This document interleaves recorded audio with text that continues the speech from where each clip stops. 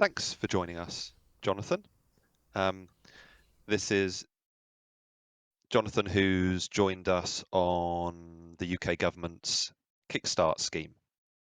The scheme has now ended in that young people can't now come on this particular scheme, but it was running for about a year and a bit. And it's basically was designed by the government to get to give an opportunity for 16 to 24-year-olds that are signed up on universal credit and who are at potential risk of long-term unemployment, and it was to give them an opportunity in employment. And essentially, Jonathan is funded with a placement with us for 6 months for 25 hours a week, and we get a small amount of funding to help support that, and the government pay for his wage at national minimum wage for the period of that time. We went through a process of advertising a number of roles. We've currently got 4 roles in the company. And we went through an interview process, which actually for Jonathan was a face-to-face one at the job centre, at Brighton Job Centre. We had a range of people apply, and we made a decision to take Jonathan on. In fact, do you want to say a little bit about your role, Jonathan, that you have with IQM and what you were taken on as? Sure. So I applied for 2 different roles, which was software developer in training and the role that I got, which was the operations assistant role. So my role essentially is a little bit of a few different things. So the main thing I do is I assist in the operations of the business. So that's in terms of helping the business to continue to do some of the things that it already does. So like organizing stuff internally, such as team building days and whatnot. And then the sort of other half of my role is kind of a bit more of a, less fixed. So it involves taking on different tasks. So at the moment, that's decommissioning the on-site office, but it can take different forms, basically. We were talking about that this morning, weren't we? That you're also involved in a CRM project, an internal CRM project as well, with another Kickstart trainee.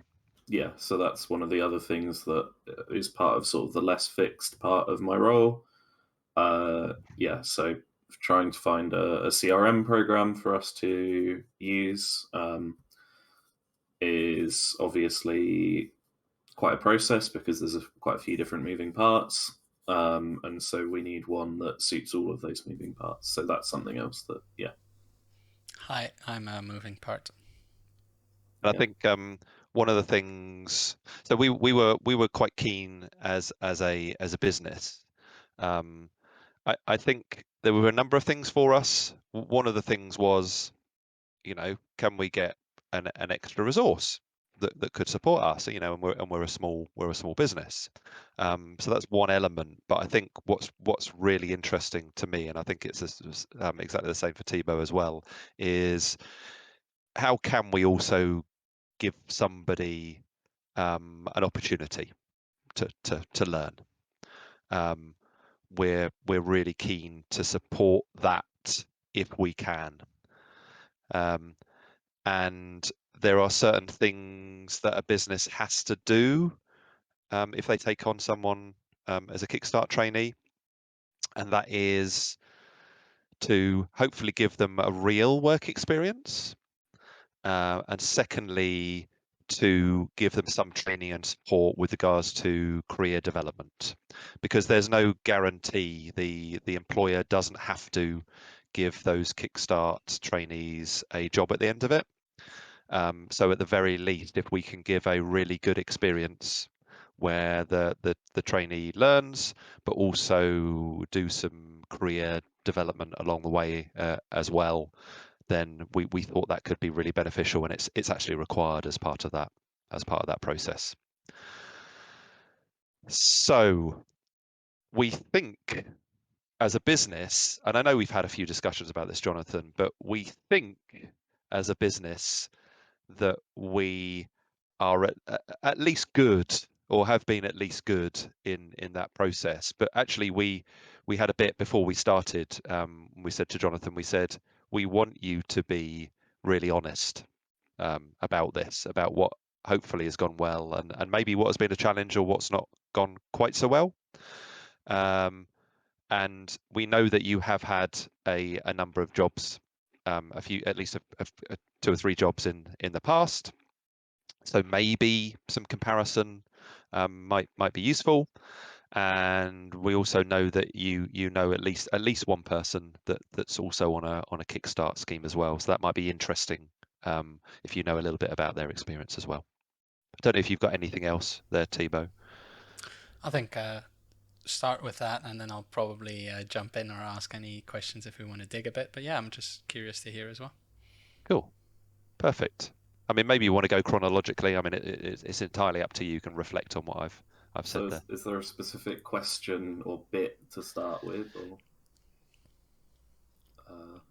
I suppose you could start with what were your initial expectations of this kind of role, you know, because it's documented, for example, on the government website, what this should do, if you like, and then you've signed up to it for whatever reason you've signed up to it, and then I assume you're going to have some sort of expectation, or you were looking for something in particular in this kind of role.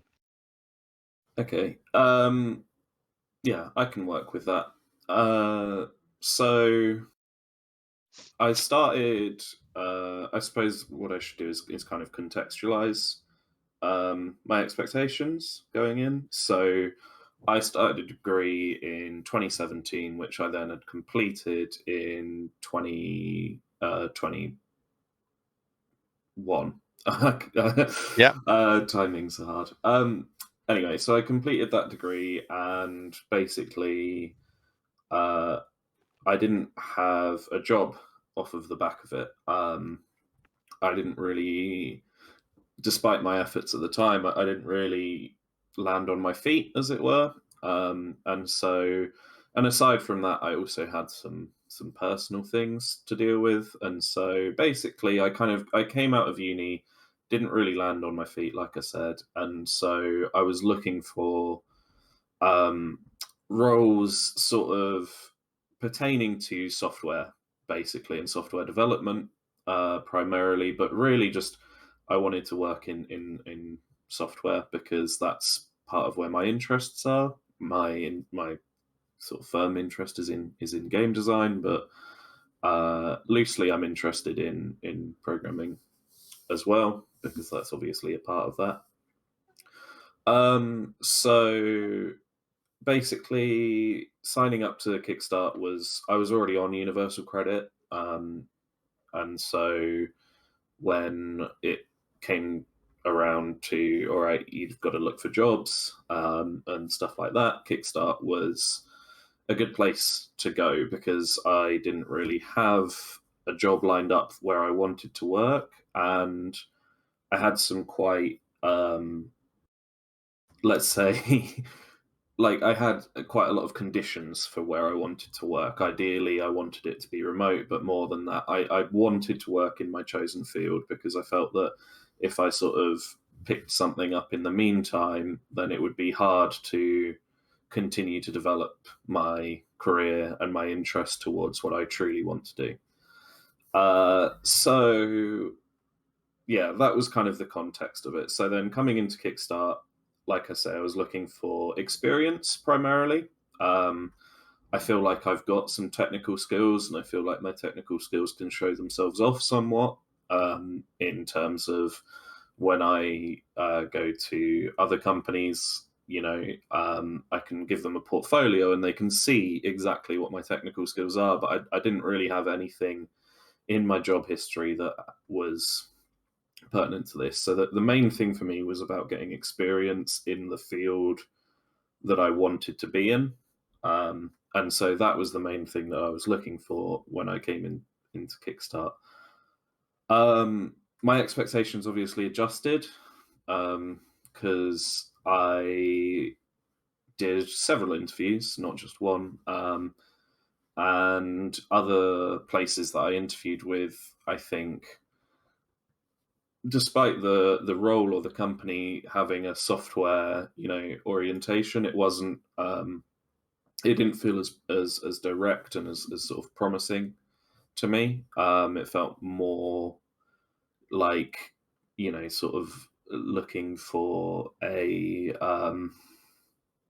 somebody to do the coffee, that kind of thing. Like it didn't necessarily feel like it would be direct contact, and that's what I really wanted is, like I say, experience and direct contact, so that I can say I've experienced working in an agile manner and doing sprints and using project management software, stuff like this, and actually working in a business, as opposed to sort of being somebody who doesn't understand what they're doing and is just fulfilling a role that they're told sort of how to do.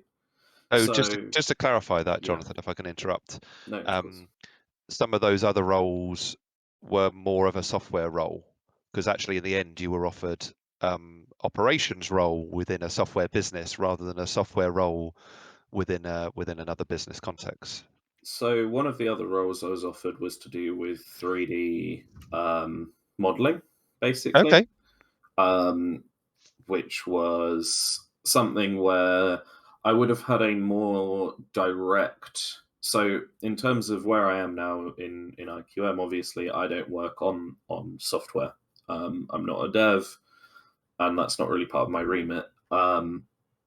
So it's not necessarily exactly what I'd wanted going in, but at the end of the day, I feel it's sort of close enough, and I still work around and with people, uh, who are close to this, and I understand what's going on, why decisions are being made, and I'm part of the decision-making process and stuff like that. And so, basically, I did have a role. I did have a role offered that would have been closer to software, but I felt that from what I'd seen, it would have been again a more of a you are going to spend some time just making this thing, and not really being involved in a creative way or in any way bigger than designing very small things and doing some sort of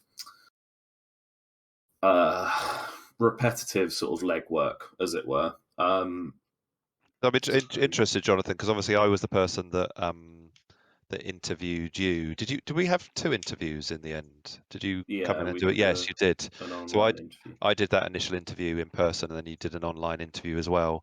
So it must have been in that interaction, or some of the things that we were telling you and the questions you asked us, that convinced you that this could be a good opportunity for you. Well, yeah, like I said, I had a lot of things that I specifically wanted going in. So, for instance, one of the things that I strongly preferred was the idea of remote work. I'm not in a position right now where travel is particularly easy. And so, that was an ideal thing that this offered that maybe other places didn't. But again, the specific thing that was like a decision that and what I kind of knew from the off was that what I would be doing in those other roles, essentially, like I say, it's the kind of thing where it would be passed down to me, in terms of I don't want to do this, can you do this for me, right? And so the biggest difference that I noticed in specifically the interview with you was, we were able to talk about the sort of company culture and whatnot, and so there was some sort of direct, like, hey, this is kind of how we work, But the other thing is that I expressed to you like what my position was, where I was coming from, and um, I was told that you might not exactly do, this one thing all the time, but you will be constantly involved in deciding what you're doing, in making plans and headway into projects and stuff like that, and you will be part of the planning process. And that was a big thing for me, is that basically, like I say, because I'm involved in that, I get to have much more exposure to how the business works, rather than sort of just kind of being siloed and kind of getting an incoming list of things that they want and then sending that back out. um, so yeah, that's it really.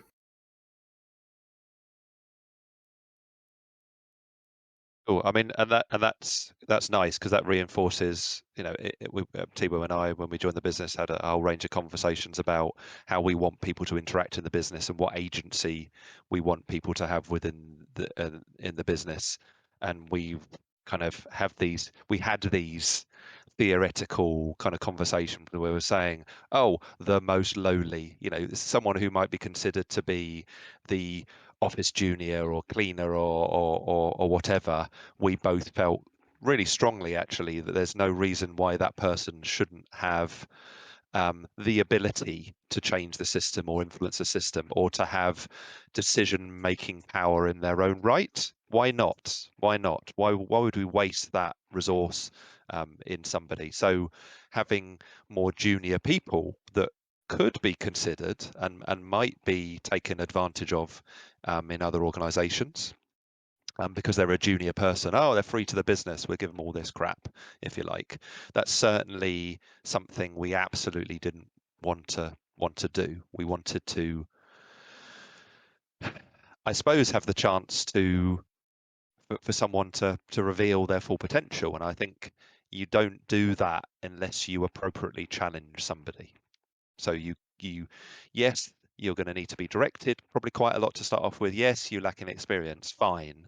But if we allow people to express themselves, to feedback, to feel like they have agency within a business, I think they're much more likely to flourish, and we're going to potentially reveal some really much bigger skills that you might normally see that could contribute to the business as well. So I'm curious, because I think we did initially mention, okay, we are also working on a game internally, right? I'm not sure to what extent we sort of raised the expectations, or how much did you expect there would actually be work on a game. Obviously, we did two venture sprints since you joined. Only one venture sprint, but it was a 2-week sprint, so I guess Right, because it's every quarter. Yeah, okay. So how does sort of the gaming aspect of, maybe in a broader sense, maybe it's not just the venture sprint, but how does the gaming aspect of how it is in reality within IQM live up to what we might have told you in the beginning, or what you might have expected based on what we told you? Yeah, so I think I'm pretty discerning on that kind of stuff, and so what you had indicated to me was, primarily we have things that we currently do, we have things that we want to be doing that are in our near future, and things that we want to be doing that are more long term. And so it was pretty clear to me that that was more of a long term kind of goal of the business. And so it wasn't actually something that I considered too much in choosing IQM, because, like I say, to me, I have technical experience of building games. I know a lot of what that process does look like. But the primary thing, like I say, that really brought me here was that I wanted to have visibility and experience with how do we run things? How are things planned and managed and stuff like that? Because, like I say, I've got the technical skill to sit down and make a game. I've done a degree in that, but I don't have the experience of making a game in a workplace. And that doesn't mean that I need to make a game in a workplace. What it meant to me was I need just experience of a workplace, and then I can kind of marry the two, and sort of say, well, I've got experience in this, and I've got experience in this. And so for me, it was about, like I say, it was very much, whilst the expectation and the excitement was there to work on a game, I knew quite early on that it was a long-term goal. It wouldn't be something that was a main focus of my work. And so while it's something that I'm really happy and pleased that I got to experience, because it gave me a direct, all right, if we're taking our working methodology and applying it to the process of creating a game, what does that exactly look like? And so I'm happy when I got to do that, and it was one of the things that I enjoyed doing the most. But yeah, like I say, it wasn't a main thing of the experience for me. It wasn't a main expectation, and so it wasn't something I ever felt like I would be too disappointed on. I think just doing it and knowing that it's there, that was all I ever expected. Just having a little brief sort of, let's do 2 weeks on this, and like you say, working in sprints. So I think that yeah. expectation management is really, really important to me in terms of recruitment. I try to take a really honest approach and not hide things. And I'm pretty sure I had that, because I tend to have that approach with all the all the interviews that I do, and it seems to me, the feedback that I've got, that's really appreciated. And I think you were also clear as a candidate, because you said, my goal is game development. However, it's actually mirroring something you've just said, but I remember you saying it. I want to learn about different elements of a business and a software business. So I think you had quite a clear idea that this could be some of the puzzle pieces, if you like, that you would need to further your career, which I think is good. You had a clear goal there. Yeah, I mean, to extend on that just a little bit as well, I've had a very clear idea of what my goal has been for a long time. Obviously, a number of years, because that's when I started my degree. But equally, yeah, I knew I needed more experience, and so this was a really good opportunity for that. And like you say, kind of, I did manage my expectations a lot, but yeah, something that was big for me was I want to learn more about what's it like to be part of like I say, decision making processes. What's it like to be part of these processes? What's it like to sort of collaboratively create? Because uni was very good at teaching me how to independently create. So yeah, I think that was a big thing for me, was that I knew who I was working with to an extent, but I also knew that I would be working with them consistently, not just, like I say, siloed a bit. So just briefly, you talked about agile project management kind of processes and things, and you wanted to get some visibility or experience of that. Briefly, if that's okay, because I've got a couple of other kind of questions lined up in my head. How have you found that? Has that been beneficial to you? And what has been beneficial to you, if it has been? So again, it's very much what I learned in uni versus a real world experience. I learned in uni about project management techniques. That was part of my course. And so the ideas of let's build iteratively, let's, apologies. I understood a decent amount about the sort of theory of agile. But as far as a practical application goes, it's the sort of thing where when you read about it, there's lots of applications of agile project management techniques, and there's different ways to do them, right? But the fundamental idea is kind of the same. And so when you study it, you don't get much insight. You kind of learn about it, and you might use it for a project or two, but you're using it in a way where, because it's you that's directing it, you've not got somebody else showing you, so you kind of just end up adapting something to how you already work. So yeah, like an important thing to me, or not an important thing, but it was a big plus was, okay, you're going to be working in an agile style. We're going to be using weekly sprints. We're going to use stuff like design thinking, like that kind of practical, this is how we're going to do things, and working it out as being part of a unit rather than somebody individually who, may not sort of review their decisions or maybe tweak the way they work because they just like working that way, which is something, I certainly do. I wouldn't have used these methods in the same way before. It's interesting because I know we've had a number of conversations about this, on how it's improved your organization, and also the fact that you've now you're now using ClickUp, which is our productivity software for IQM, and you're now using that in your personal life. You've got a free account, and you're now putting a whole range of your other kind of study and personal stuff within ClickUp and managing it in that way, which is interesting. It obviously shows that and I know you've embraced the process and you've actually learnt ClickUp quite quickly, and becoming one of the people that in the business that knows how to do a range of things because that interests you, which is cool. I've got a Yeah.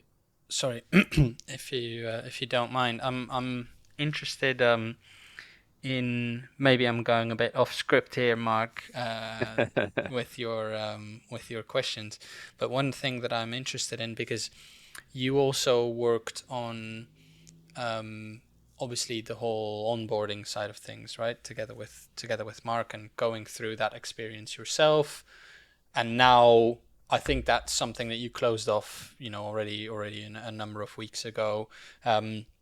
Now knowing how the business works a bit more in detail, is there anything that you would change in the way that we first of all have that first contact, so from sort of the interview stage onwards, to onboarding, etc.? Maybe some stuff that you think is really important that we don't talk about enough, or stuff that's confusing, or whatever. Are there any things that in hindsight you think, let's not say in hindsight, for the future, that we could do better with the next people that are going to join?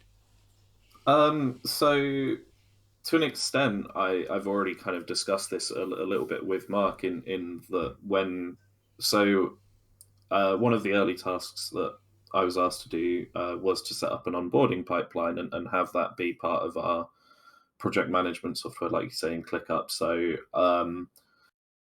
basically, being able to just support the process through a series of this is a series of automated tasks that we know that anybody who is new to the business will, we essentially designed it to try and be a catch-all for anybody who's new is going to need to know these things. There might be specifics to their role that they need to know about, but presumably they will be introduced to those specifics by somebody who is going to either be managing them or working with them, or maybe whose role they're taking over, whatever. So in terms of the onboarding discussion that we had, like I say, it referred mostly to the onboarding experience that I had with the other Kickstarters, which I would say was mostly a very positive experience. And so, I kind of gave some feedback, and we've done some development on, like I say, this onboarding pipeline and some onboarding documentation. So to a large extent, a lot of my feedback has actually been kind of implemented in either, it's either reflected somewhat in the documentation, or it's reflected somewhat in the automation that goes on in the onboarding pipeline, which, like I say, that was something that I did. So obviously I could have my sort of imprint on that. The main things that I think were strong was the introduction to the working practices. I think there was sort of a good amount of resource available there. For me, it was something that, like I say, I had a little bit of experience with. I had a little bit of understanding of, project management, but it wasn't something that I was overall familiar with. And by laying out like a system of this is how we work, I think that allowed me to, I mean, first of all, it felt like I could ask a few more questions, which, I think is good of anywhere to do, is to make somebody feel like that they can ask questions. I think that's a pretty basic thing, but like it gave me a clear idea of who I should kind of talk to, and to an extent how I should talk to them. The other side of that, and I think that this is something that, it kind of just comes with practice, was that because our onboarding was done as part of a group, and because it was done in a way that it was done sort of by one person, which for us was Mark, but Mark's strengths in the business are maybe in different places, and so when we got on, and that's not to say that's not me having a go or anything. It's just saying, with ClickUp, for example, it could have been really useful to have had somebody who was really, knew how ClickUp worked in our business, not just as a user of it, but by somebody who might have been involved in setting it up. And that way we could have gotten more of an idea of the specifics about that. Like I say, I think Mark was really good, and the onboarding process was really good at teaching us about the working practices, because I think that that's a strength of Mark's. So I think maybe, in the onboarding, it would be cool if we could, in future try and design it so that you're being onboarded maybe by a few different people, because that way, obviously, you get more introduction time, but also just to people's strengths as much as possible. Can you remember, Jonathan, who since your onboarding, can you remember who onboarded the last person on ClickUp? That was me, yes. That was you. So interestingly, I'd identified Jonathan as being really good at that, and I've gone, well, you're better at that than me, Jonathan. So you could do that part of the process. So actually, we have moved a bit more towards trying to pick other members of the team, and for me, that's quite nice, because it means that even if someone like Sam is showing people our products, Jonathan is doing the ClickUp introduction, even if I'm the main person delivering the majority of it, I really like having that initial onboarding interaction from those other people, because it gives people an insight. It shows that everybody kind of cares in terms of onboarding a new person, and I think it helps to form a team personally. So I think that's a very valid. I don't feel hurt, Jonathan. It's fine. I'm good at some stuff and not so good at other stuff, and why wouldn't we? But I mean, I think this feeds back to this other conversation which I cited about the lowly trainee. I've identified as an experienced person who has had loads of jobs that you're better than me at doing a part of the process that I'm in charge of. So why wouldn't I give it to you?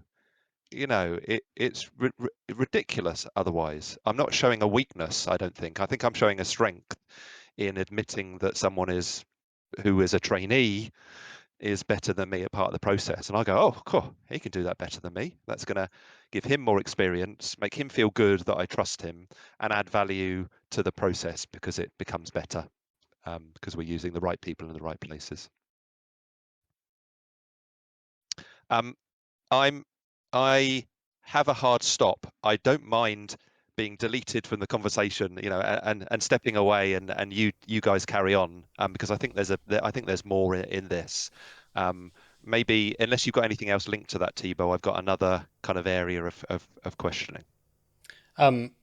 Yeah, go ahead. We're heading up on our normal sort of duration anyway. That's Okay. manageable for Dom to edit, so I think it's okay if we wrap it up. I mean, maybe we do a second, because some of this is really, really interesting, I think, from a new person's perspective in a business. And I think we try to learn from people, whoever they are, but I think it's a really good to have a perspective from a new person, because it helps us learn and helps us improve what we do, which is our ethos that we're trying to do. So I suppose the last question is going to be one to do with the culture of the business, because I think part of your choice of IQM was that I put across, and in your web chat was put across, that we had a particular type of culture within IQM that you were attracted to. I got that sense anyway. I just wondered whether you'd like to briefly kind of talk about that, on what attracted you by the culture, and whether that has come to fruition or not in the time that you've been with us, because you've been with us 3.5 months now, actually, out of your 6 months. Yeah. So as far as culture goes, I think the thing that I've already repeated a number of times, like I said, is exposure to decision making and being part of that process. Being told, at some point you could be leading these meetings and stuff like that, and not have it be a platitude of, um, oh, this is something you can do one day if you get promoted a bunch of times, but actually this is something that the company culture allows for anybody to kind of do and pick something up if they are the person who's best placed to do that. So that side of things, like I said, without repeating it too much, that was really important. The other thing that was really important, like I say, and I kind of mentioned it a bit before, but I wanted to work remotely. It was ideal that I worked from home. But other things are involved in that. Am I going to be on camera all the time? If I'm on camera, do I have to, wear a shirt and a tie? Which I find really uncomfortable. So that was important for me, and working hours as well has been something that's really important. There's a lot of flexibility, which is something that for me is huge, because I don't I'm not somebody who wakes up and is kind of the same every day. One day I'll wake up and I won't be all there for a couple of hours, and so I can start my day slowly, but then as long as I'm still getting my stuff done, that's all that matters. And so there was a couple of things, like I say, that all fed into my understanding of the culture. Obviously there was directly, spoken about, this is kind of how we do things, this is the sort of philosophy that we follow. But also, like I say, just those examples that were made to me of, at the time, we don't care what you're wearing, just as long as you do your job well enough. And the same with times, it's not about being logged in from 9 to 5. It's about, we don't care what you do with your time, just as long as you get the stuff done that we are paying you to do. So yeah, both of those things also helped me go, yeah, this is, somewhere that I think would be not only good to start out of uni, but just good generally. Was it with you that we whipped out the orc masks? Yes, it was. Right. Yeah. So just to tell you about that, Jonathan said, "Oh, what's the uniform policy? What do I need to wear?" And we went, "Hang on." And both Thibaut and I put our heads be, yes, do it.